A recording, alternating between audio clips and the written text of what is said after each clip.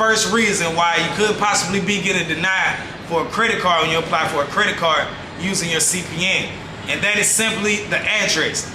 Now, a lot of people don't understand that the address is extremely important when it goes into credit card approvals, right?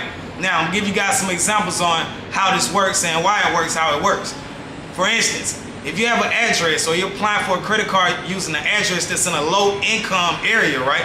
Like a low poverty area, 9 times out of 10, you could be scrutinized or profiled by the credit card companies and ultimately denied for the credit card, simply because if you're using a zip code where they have low income housing or low income people, right, versus a high income area, then they could push you to get denied by the credit card companies, because they simply looking at it like, we don't have a lot of account holders in this zip code, or they just don't have good positive payment history in that zip code.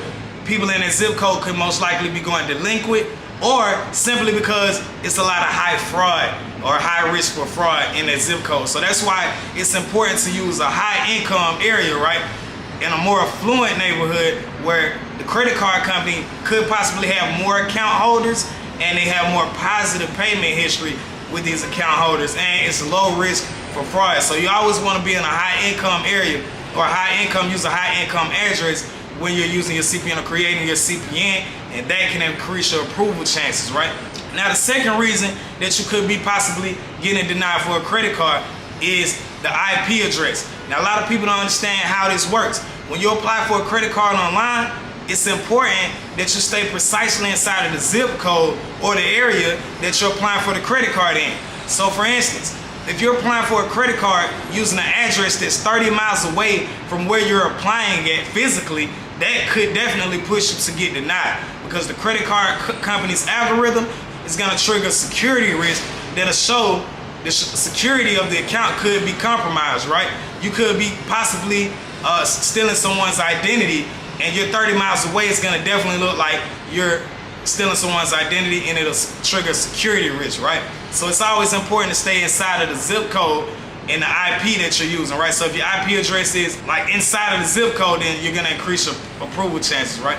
I always stay inside of the zip code. I always stay in close proximity when you're using the IP address. The third reason that you could be getting denied is you just have limited credit history. So sometimes it could help to get an authorized user, right? Get an authorized user account that's from the credit card company. So if you're applying for a Capital One credit card, it may make sense to get an aged authorized user from Capital One. So if you're piggybacking off someone that has Capital One and has had Capital One for quite some time, and you become an authorized user on that account, that could increase your approval chances, and it just gives you a ton more leverage when you're applying.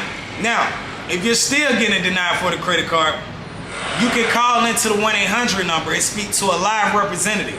Now, when you speak to the live representative, you're going to explain to them that I meet the criteria. My credit score is significant enough to be approved for this card. I meet you guys' credit criteria, and I'm still being denied. And what they'll do is a hard pull. Once they do a hard pull, and they'll see that you have a sufficient credit score, and they'll also possibly see that you're an authorized user on someone's account that has positive payment history. You can simply tell them, hey, this is my aunt or my uncle, and they've been with you guys for quite some time, and I just kind of want to be on my own and get my own credit card, and that could also push them to give you an approval for the credit card. So guys, I hope this worked. If you are still having issues with it, it could just be the CPN that you're using. It's nothing to worry about. Don't be alarmed. It's people with 800 credit scores that get denied all the time. People have 800 credit scores, and it's just certain things that can trigger the security risk on the credit card company and get you denied. So don't feel discouraged.